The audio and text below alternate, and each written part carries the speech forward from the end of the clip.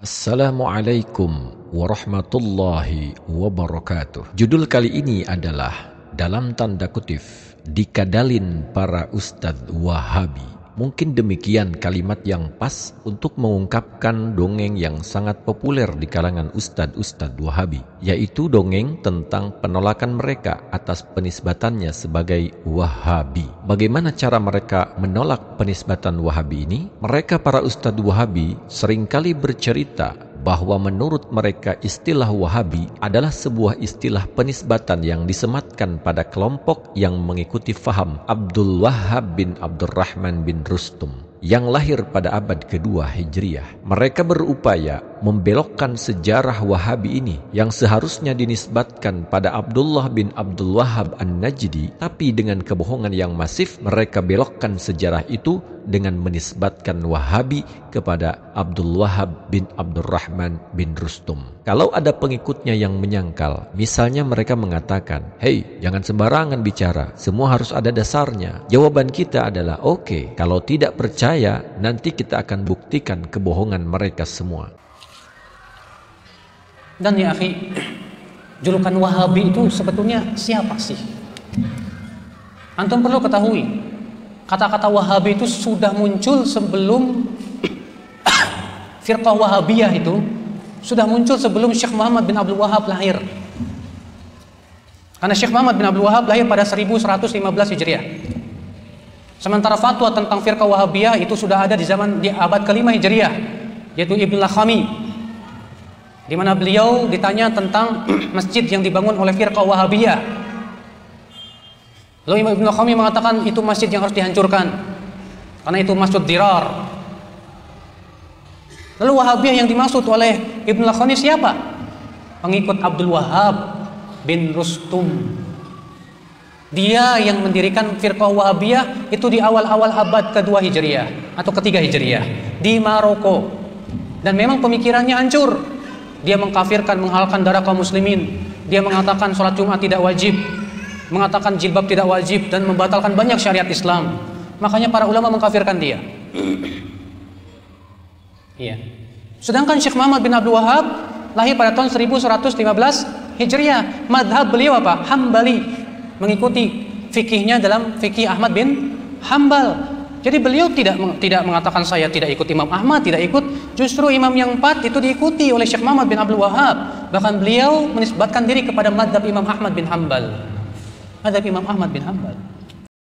Demikian jawaban dongeng Ustadz Badrus Salam. Coba Anda perhatikan bagaimana saat Ustadz ini menjawab tentang sejarah Wahabi ini. Ketika hendak menjawab, kelihatan menggaruk-garuk atau mengusap kepala terlebih dahulu. Ini pertanda bahwa ada masalah dengan apa yang akan dia bicarakan. Ini kalau dilihat dari segi tindak tanduk ketika menjawab pertanyaan. Ustadz ini kelihatan kalau ia telah berdusta atas nama Imam Al-Lakhmi dengan mengatakan bahwa Wahabi ini dinisbatkan kepada Abdul Wahhab bin Abdurrahman bin Rustum. Untuk menjawab dongeng Ustadz tersebut, nanti kita akan bongkar semua cerita kebohongannya. Kemudian selanjutnya kita akan dengarkan apa yang didongengkan oleh ustadz mereka yang lain. Kali ini dia menerangkan sejarah Wahabi palsu dengan membawa buku catatan yang sudah disusun sedemikian rupa untuk menutupi kebenaran. Coba lihat dengan seksama. Mari kita tanya Ustadz Dzulkarnain As-Sunusi. Ya Ustadz, bagaimana menurut Ustadz tentang ajaran Wahabi ini?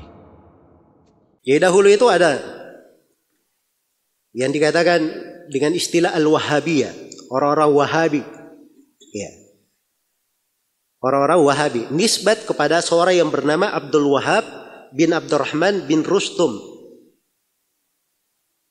Abdul Wahhab bin Abdurrahman bin siapa? Bin Rustum.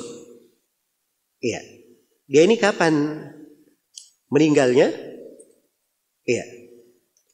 Ada yang mengatakan dia meninggal tahun 190 Hijriah. Ada yang mengatakan meninggal tahun 197 Hijriah. Ada yang mengatakan dia meninggal pada tahun 205 Hijriah. Yang jelas ini kelompok Wahabiyah ini nisbat kepada Abdul Wahhab bin Abdurrahman bin Rustum. Ini pemikiran Khawarij Ibadiyah. Iya. Ekstrim sekali. di dalam mengkafirkan orang, dalam mengeluarkan dari keislaman. Karena itu banyak dari ulama, khususnya di wilayah yang dia hidup, dia ini hidupnya di Afrika Utara. Dia berada di Afrika mana? Utara. Ya, dan waktu itu ulama-ulama yang berada di Afrika, khususnya di di Andalus waktu itu, mufti Andalus pada tahun yang meninggal pada tahun 478 Hijriah, Ali bin Muhammad Al-Lakhmi, itu mengeluarkan fatwa tentang kesesatan apa? Al-Wahabiyah ini. Nah, akhirnya dipakai oleh sebagian orang. Dipakailah gelar Wahabi itu begini. Kriteria terkait dengan Wahabi di masa ini. Abdurrahman bin siapa? Abdul Wahab bin Abdurrahman bin Rustum. Ya. Kalau ini tidak ada silam pendapat di kalangan ulama tentang apa? Tentang kesesatannya. Ya. Tentang kesesatannya. Tapi yang menjadi masalah adalah terkait dengan masalah penisbatan Wahabi ini kepada Syekh Al-Mujaddid Muhammad bin Abdul Wahab An-Najdi.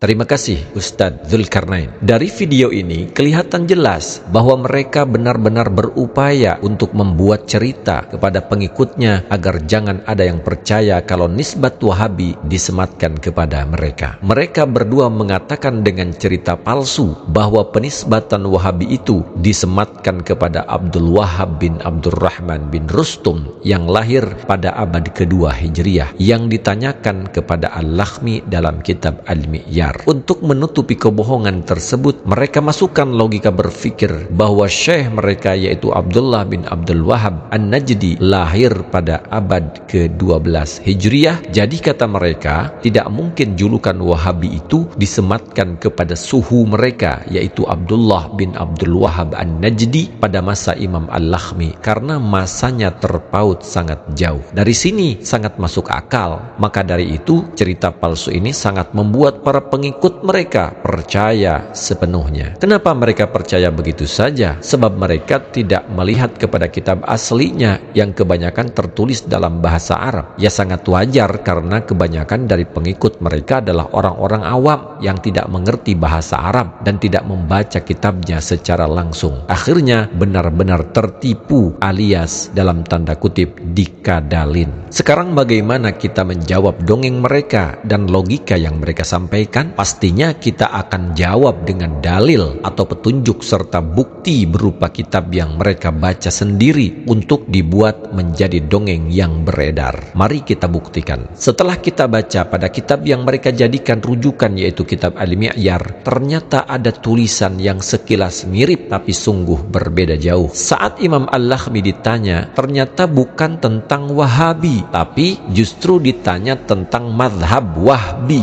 Hanya saja oleh mereka diubah pengucapannya menjadi Wahabi, sengaja untuk mengelabui para pendengar dan para pengikutnya. Ternyata yang dibahas oleh Imam Al-Lakhmi untuk menjawab pertanyaan itu adalah tentang madhab Wahbi yang diikuti oleh Abdul Wahab bin Abdurrahman bin Rustum, dan kebenaran yang lain adalah Abdul Wahab bin Abdurrahman bin Rustum bukanlah pendiri Wahbi, apalagi pendiri Wahabi. Di dalam kitab Al-Mi'yar Al-Mu'rib wal Jami Al-Mughrib an Fatawa Ifriqiyah wal Andalus wal Maghrib juz 11 halaman 168 ditulis oleh Ahmad bin Yahya Al-Wansharisi sebagaimana rujukan dalam dongeng mereka. Maka lihatlah tulisan tersebut tertulis wawu, ha, ba, dan ya, maka dibacanya Wahbi, sedangkan tulisan Wahabi harus wawu, ha, alif, ba, dan iya. Di dalam kitab tersebut tertulis wasu ilal lakhmiyu an qaumin minal wahbiyati. Perhatikan kata wasu ilal lakhmiyu, dan ditanya Imam Al-Lakhmi an qaumin, tentang suatu kaum minal wahbiyati, yang termasuk di dalam kaum Wahbiyah. Maksudnya Imam Al-Lakhmi ditanya tentang satu firqah dari Wahbiyah, sementara dalam dongeng mereka disebutkan Al-Lakhmi ditanyakan tentang firqah Wahabiyah. Sangat jelas ini tipuan belaka. Wahabiyah dalam penulisan bahasa Arab bertasydid pada ha, dan setelah ha pasti ada alif di depannya. Sedangkan Wahbiyah tidak ada alif setelah ha. Maka Fatwa Al-Lakhmi bukan tentang faham Wahabiyah, tapi tentang firqah Wahbiyah. Dan tidak ada hubungan antara Wahabiyah dan Wahbiyah, Rustumiyah, Ibadiyah. Kalau Wahabi, ya memang mereka sendiri, yaitu pengikut Abdullah bin Abdul Wahhab An-Najdi. Di sini kelihatan jelas manipulasi kebohongan ustadz-ustadz mereka. Yang pertama, mereka mengatakan bahwa Abdurrahman bin Rustum adalah Wahabi, padahal kenyataannya bukan Wahabi namun pengikut Wahbi. Yang kedua, Abdurrahman bin Rustum adalah pendiri Wahabi, padahal pada kenyataannya Abdurrahman bin Rustum adalah pengikut daripada pendirinya. Pendirinya sendiri adalah Abdullah bin Wahhab Ar-Rasibi yang lahir 38 Hijriah. Jadi Wahbi itu dinisbatkan kepada Abdullah bin Wahhab Ar-Rasibi. Yang mengerikan, bahkan dongeng ini telah beredar di berbagai website ataupun video dengan berbagai macam judul. Celakanya, dongeng tersebut dipercaya oleh para pengikutnya meskipun tidak bisa membuktikan kebenaran ceritanya, karena kebiasaan para pengikut mereka hanya bisa membaca tapi tidak mencari fakta yang sebenarnya, yang justru sangat mengerikan. Sehingga dongeng tersebut terus disebarkan oleh orang-orang yang tidak punya malu dan tidak bertanggung jawab. Semoga Allah membalasnya dengan balasan yang setimpal. Dan untuk mendukung kitab Al-Mi'yar di atas tadi, lihat dalam kitab Tarikh Ibnu Khaldun Juz 2 halaman 98. Syekh Ibnu Khaldun mengatakan di dalam kitab tersebut, lihat, perhatikan teks di atas, Abdullah bin Rustum wa kana minal Wahbiyati, dan adalah Abdullah bin Rustum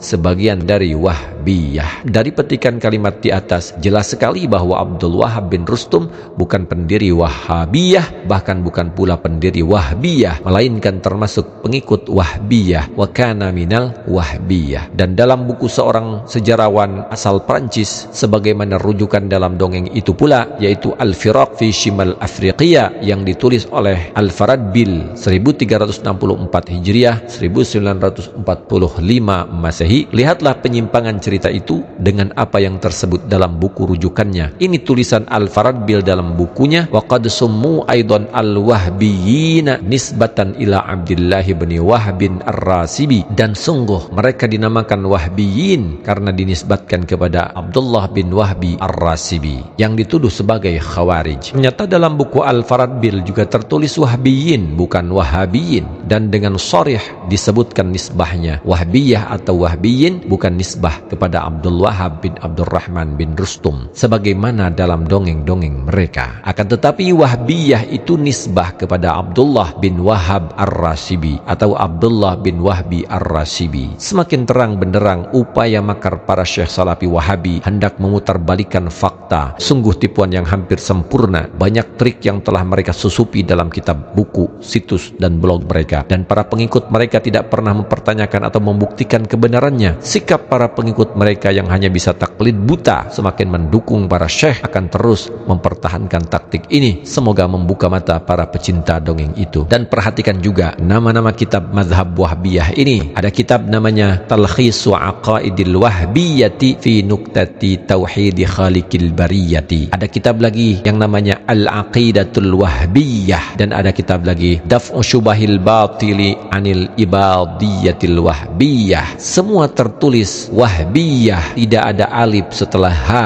itu menandakan bukan Wahabi tetapi Wahbiyah. Perhatikan ini pengakuan dan pernyataan dari mereka sendiri bahwa paham mereka bernama Wahbiyah bukan Wahabiyah. Semua mata pun bisa melihat dengan sangat jelas, hanya hati yang ingkar yang masih mempertahankan cerita yang tidak bisa dibuktikan kebenarannya. Ketika cerita atau sejarah sudah tidak lagi sesuai dengan fakta, maka pantaslah cerita itu masuk dalam kategori dongeng. Silahkan saja bercerita, tapi bukan untuk dipercaya. Tapi seharusnya seorang ustadz tidak mengelabui murid-muridnya dengan cerita dusta, apalagi setingkat ustadz lulusan luar negeri. Sungguh sangat disayangkan. Semoga Allah membuka mata mereka. Dari semua paparan tadi Jika mencari kebenaran, maka itulah kebenarannya. Namun jika taklid buta, ya silakan saja. Yang penting kami sudah memberitakan hal-hal yang sebenarnya dengan bukti-bukti yang otentik dan sangat kuat. Dan pada akhirnya kita tunggu apakah ada bantahan dari ustadz-ustadz mereka atau dari channel-channel pendukung mereka. Tentunya harus yang ilmiah disertai dalil atau referensi kitab yang jelas, bukan hanya sekedar omon-omon belaka. Apalagi mengatakan channel Dajjal dengan didasari kebencian yang tidak ada dasar dan kepatutannya. Semoga kita selalu mendapat hidayah kebenaran dari Allah Subhanahu wa taala. Amin ya rabbal alamin. Wassalamualaikum warahmatullahi wabarakatuh.